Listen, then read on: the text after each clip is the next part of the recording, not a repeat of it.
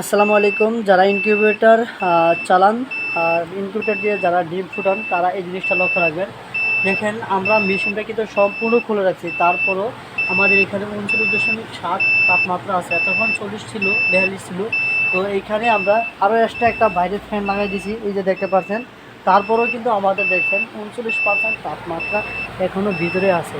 ভিতরে ডিম পুরো আগুনের মতো গরম হয়ে গেছে। তো আপনারা এই গরমকালে, এই গরমের সিজনে এই জিনিসটা লক্ষ্য রাখবেন, এই জিনিসটা খেয়াল রাখবেন, যাতে আপনার মুরগির আপনার মেশিনের ভেতরে তাপমাত্রা যাতে ওভার হিটিং হয়ে না যায়।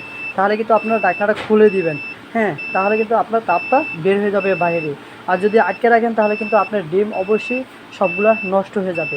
তো আমরা ঢাকনা খুলে দিয়েছি, তারপরও তাপমাত্রা কন্ট্রোল করতে পারতেছি না। তার কারণে কিন্তু আমরা এক্সট্রা আরেকটা জালি ফ্যান লাগাই দিয়েছি। তার কারণে কিন্তু আমাদের মাত্র লাগাইছি, এতক্ষণ লাগাইনি। তো আপনারা দেখতে পাচ্ছেন এখানে তাপমাত্রা কিন্তু কমতেছে।